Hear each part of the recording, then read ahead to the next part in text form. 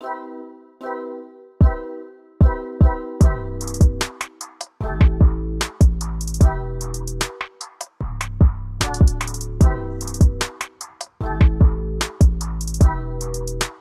la réaction que nous avons eue au niveau de l'interprofession pour éviter de jeter du lait, c'était une réaction surtout pour répondre aux problématiques industrielles qui étaient posées. La problématique, elle n'était pas chez nous, producteurs de lait. Dans ce cadre-là, j'ai pu voir que l'efficacité que l'on a eue au niveau français de trouver des solutions ultra rapides, parce qu'en à peine 15 jours, nous avons trouvé une solution. Et là, je dois féliciter l'ensemble des collèges qui ont participé à cette mise en œuvre et surtout une première, à savoir arriver à mettre sur la table une enveloppe de 15 millions d'euros qui aujourd'hui nous permet de dire que nous avions mis plus de la moitié que ce que l'Europe a pu mettre sur l'ensemble des productions qui ont été impactées par cette crise Covid. Donc la filière laitière a répondu présent et je crois qu'au niveau des producteurs, aujourd'hui tout le monde peut se féliciter d'avoir pris cette décision. Donc voilà, du coup, pendant le premier confinement, les producteurs fermiers, on a été confrontés à cette problématique de fermeture de nos circuits de vente.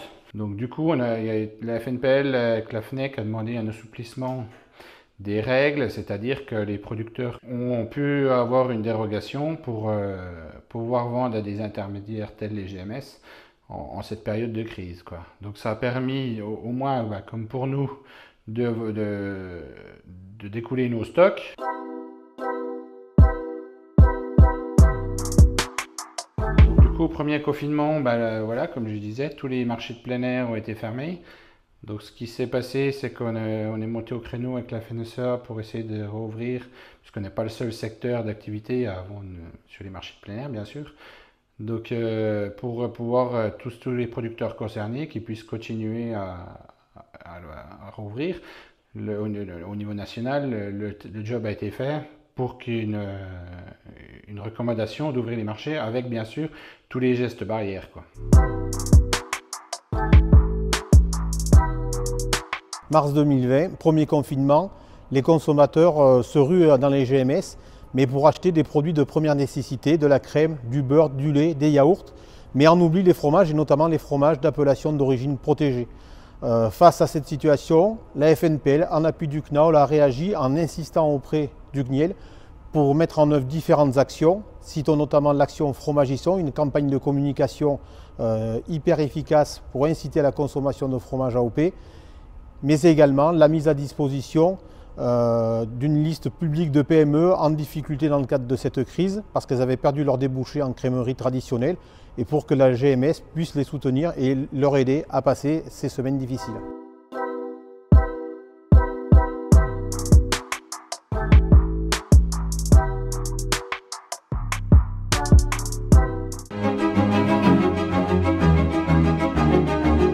D'une démarche sociétale au niveau de la filière qui va nous permettre de dire haut et fort et d'une façon très transparente tout ce que nous faisons, comment nous le faisons et quelle ambition nous donnons.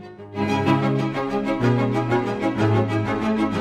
n'est pas dans une démarche politique, on est dans une démarche de filière pour maintenir une dynamique laitière française avec cette ambition, c'est d'aller au-delà de nos frontières, exporter nos produits de qualité.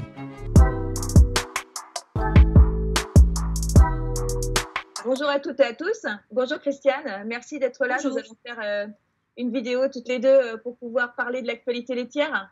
Effectivement, la désorganisation du marché intérieur il y a déjà un mois liée à la crise sanitaire a créé un vrai choc dans le cadre de la filière laitière. À ce stade, la filière laitière a pris ses responsabilités en proposant une incitation volontaire à la réduction des volumes sur le mois d'avril. C'est une initiative des producteurs que se fait cette réduction volontaire.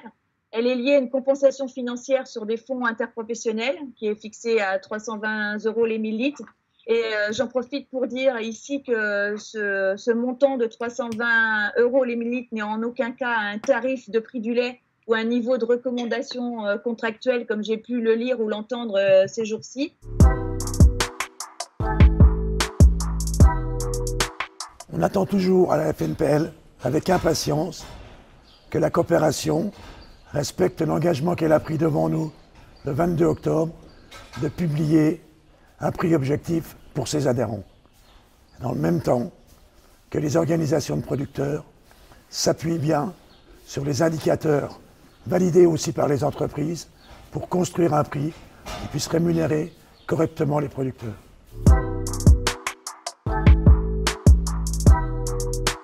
Et le prix conforme, qu'est-ce que c'est?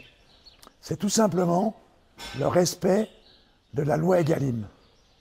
C'est prendre en compte plusieurs choses. La première, c'est la rémunération du producteur via notre indicateur interprofessionnel.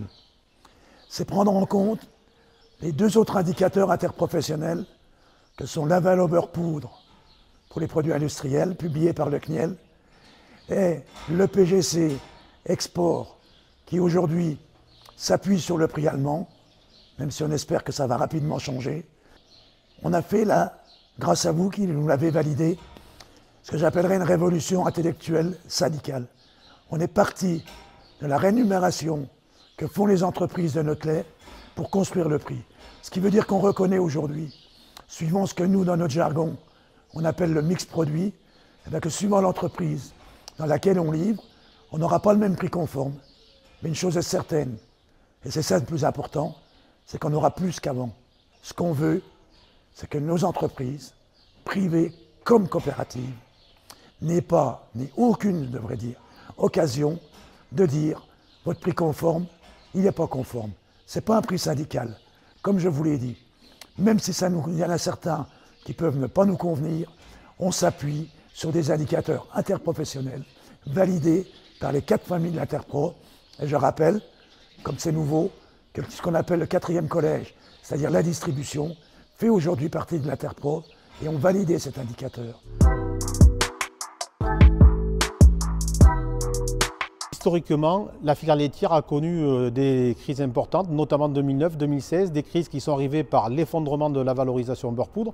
Et 2020 a vu ce même effondrement dans le premier trimestre, puisque cette valorisation a baissé de plus de 100 € en l'espace de quelques semaines.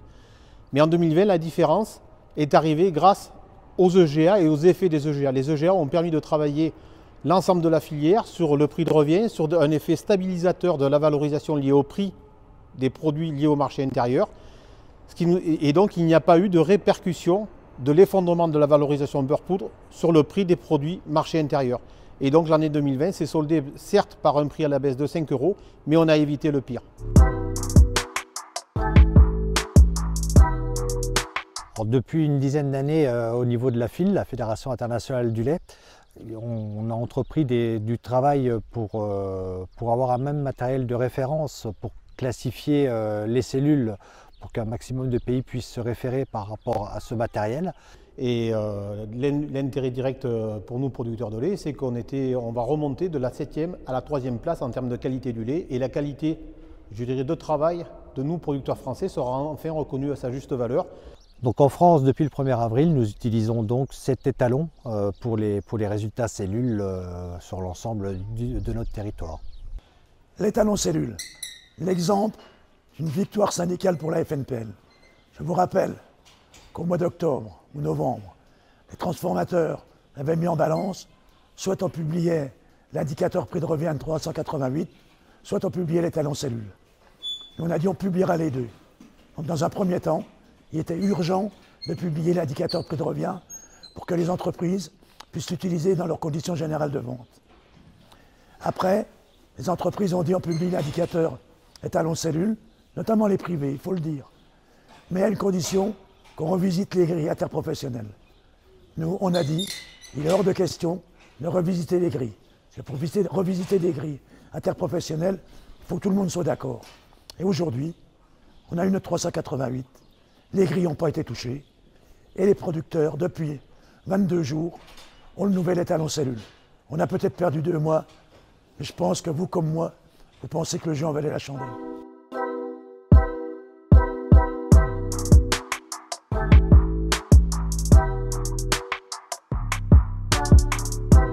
France Terre de lait, c'est un plan de filière qui a plusieurs engagements. tous les engagements doivent être respectés par l'ensemble des 4 familles. Ce n'est pas négociable. On ne doit pas prendre les engagements qui nous concernent sans respecter les autres. Tous les engagements sont à respecter et notamment la rémunération des producteurs. L'indicateur de prix de revient s'applique sur les MDD, sur les marques, mais aussi sur le marché intérieur. Tout le marché intérieur est concerné par le prix de revient.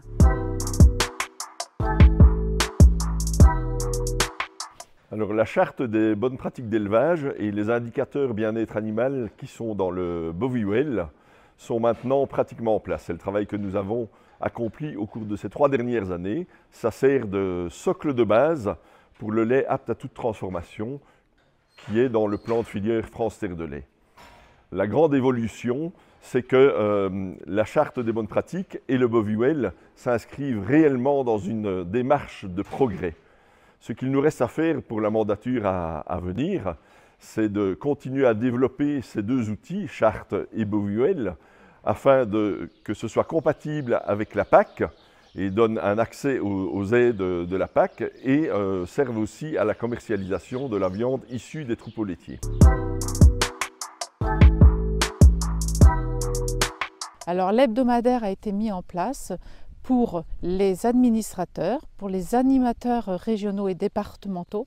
C'est plus de 200 personnes qui ont accès à cette page qui permet de relayer les actions de la FNPL, mais faire aussi parler les administrateurs et faire connaître tout l'ensemble des actions déployées par la FNPL.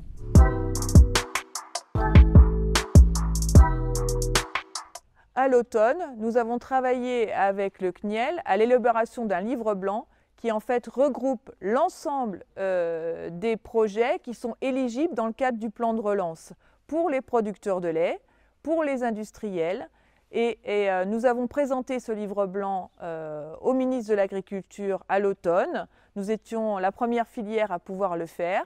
Si vous avez des projets, il faut candidater. Et pour candidater, vous avez le site web du CNIEL dans lequel vous retrouverez toutes les rubriques et tous les éléments qui vous permettront de candidater au plan de relance. La ferme des Bouviers est une ferme d'innovation et de recherche sur la commune de Moron. La FNPL a beaucoup contribué à la reprise de cette ferme avec le concours de l'Institut de l'élevage pour pouvoir avoir des solutions pour les producteurs laitiers, pour les croissements sur les vaches laitières de races à viande. 7 types génétiques ont été expérimentés, qui vont être dupliqués sur 4 lots différents. Le premier lot a été mis en place en octobre 2019. Nous venons de les abattre. Nous avons les premiers résultats technico-économiques que nous allons pouvoir donner aux producteurs laitiers des informations pour faire les bons choix dans les croisements de taureaux qu'ils peuvent faire sur leur exploitation. Nous avons à construire une filière parce que cette viande pourra trouver comme débouché la restauration hors foyer pour concurrencer les 300 000 tonnes de viande étrangère qui rentrent sur ce segment de marché. Et avec la CBPE, couplée au bien-être animal, nous pourrons être retenus dans les appels d'offres et du coup proposer cette viande qui est durable aux consommateurs français. Les producteurs de lait ont tout intérêt à travailler ce sujet pour améliorer la rentabilité de leur exploitation. Le petit veau ne doit pas être un sous-produit, il doit être un coproduit de l'exploitation. Dans le cadre de la réforme de la PAC, le projet stratégique national est en fin d'écriture. La position des éleveurs laitiers reste la même. Nous avons pu mettre en place un projet avec vous tous dans le cadre du conseil d'administration sur la plaquette PAC. Nous restons sur ces positions-là pour faire reconnaître la position des éleveurs laitiers. Aujourd'hui, nous sommes à la croisée des chemins dans la production laitière. Nous avons besoin de signaux. Nous avons besoin de signaux sur une aide sur les vaches laitières, qu'elles puissent s'identifier autour des UGB, fait sens pour l'ensemble des éleveurs. Elle reconnaît le travail en filière que nous pouvons faire et aussi la dimension économique de la production laitière. Elle fait sens aussi dans le cadre des éco-régimes, le fait que puisse être reconnue la façon d'utiliser les surfaces sur de l'élevage qui demande plus d'emplois, plus de travail, qui accompagne plus de biodiversité, plus de valeur sur les surfaces doit être reconnue aussi dans le cadre des éco-régimes.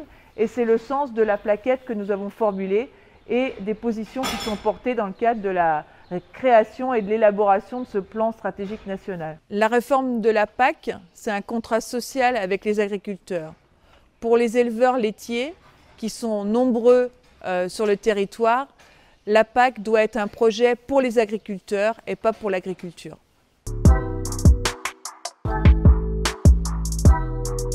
La FNPL a mis en place un plan de communication. Pour Facebook, nous avons mis en place cette page pour pouvoir communiquer au grand public, à nos producteurs. Nous avons par exemple eu plus de 60 000 vues lors de la présentation du prix conforme. Ça permet d'échanger, de partager et de faire connaître ce que la FNPL fait pour les producteurs de lait. Dans la stratégie de la FNPL, pour récupérer un peu de prix, il fallait que nous demandions l'avis des consommateurs, savoir si le consommateur était prêt à payer un peu plus cher les produits laitiers afin que nous soyons rémunérés à hauteur du prix de revient. C'est ce que nous avons fait et les consommateurs sont d'accord avec nous. Alors par exemple, si on augmente le prix du pot de yaourt de 125 grammes de 1 centime, ça amène directement 96 € au producteur. Et le consommateur nous dit qu'il est prêt à consentir à cet effort-là, à une seule condition, c'est que la plus-value revienne bien à l'éleveur. C'est notre rubrique Derrière nos étiquettes avec Joanne Vanov et Chloé Cormery. Un prix du lait en magasin toujours plus bas. Les producteurs sont-ils correctement rémunérés grâce à la loi Egalim? Nous sommes allés vérifier derrière les étiquettes de nos bouteilles de lait. Le lait à 74 centimes, demi-écrémé, c'est ce que la FNPL appelle la tolérance zéro. Comment on a construit ces 74 centimes? On est parti sur l'indicateur prix de revient pour nous producteurs de lait validé par l'interprofession, les 388 €. On a pris les chiffres de l'Observatoire des prix et des marges sur les coûts de la transformation. On y a ajouté les 10% d'SRP, seuil de revente à perte, toujours dans la loi Egalim. Et on y a mis la TVA et on obtient nos 74 centimes. En dessous de 74 centimes, ça ne permet pas de rémunérer le producteur. Alors nous voulons tout simplement un prix du lait à 39 centimes le litre. Pourquoi 39 centimes? Parce que ça permet de rémunérer un éleveur laitier à hauteur de 2 SMIC. 2 SMIC, pourquoi? Eh bien parce qu'un éleveur laitier, il travaille plus que la moyenne. Franchement, faire ce métier-là et être rémunéré en dessous de 2 SMIC, c'est scandaleux. Bon voilà, chers collègues, on arrive au bout d'une mandature. 3 ans, ça passe vite. Encore une fois, pendant 3 ans, la FNPL a essayé d'être présente, comme je l'avais demandé, je crois, au conseil d'administration et à l'ensemble des collaborateurs qui travaillent pour nous. Et c'est l'occasion pour moi aussi de remercier les collaborateurs de la FNPL qui, pendant ces années, nous ont permis d'être présents, la FNPL, sur tous les dossiers et nombreux dossiers que nous avons abordés pendant cette Assemblée générale. Et donc pendant ces 3 années, nous avons à la fois essayé nous avons répondu aux contraintes présentes sur nos exploitations, et c'est un objectif que nous devons avoir, mais aussi nous devons anticiper sur ce qui va arriver dans les années futures. Et vous l'avez vu pendant cette Assemblée générale, que ce soit sur l'ensemble des sujets qui vous ont été présentés, vous le voyez, c'est la réalité du fonctionnement de la FNPL, c'est la réalité du travail que nous faisons en équipe. Et si je reviens sur l'équipe, c'est pour vous dire qu'à titre personnel, voilà, après les quelques mois difficiles que je viens de vivre, je peux vous dire que ce travail en équipe montre que personne n'est irremplaçable, mais on garde un fil, on garde un cap à la FNPL, et c'est ce que je compte donner comme cap pour la nouvelle mandature qui arrive, avec les nouveaux élus qui seront parmi nous, essayer de continuer à répondre aux attentes des producteurs, essayer de répondre à l'attente dans la filière pour avoir des producteurs qui vivent mieux dans cette filière. Et je crois que ça se fera grâce à la FNPL, mais à condition d'avoir des pouvoirs publics, bien sûr, qui soient à l'écoute. Et c'est ce que nous aborderons tout à l'heure avec le ministre, puisque j'y reviendrai dans mon discours, pour aborder, bien sûr, l'avenir de la filière laitière avec les bons côtés, mais aussi avec toutes les difficultés qui sont les nôtres. Et je crois que l'objectif qui va être le nôtre, c'est d'avoir du concret sur nos exploitations, avoir du concret pour les producteurs de lait. C'est ce que nous tous nous attendons.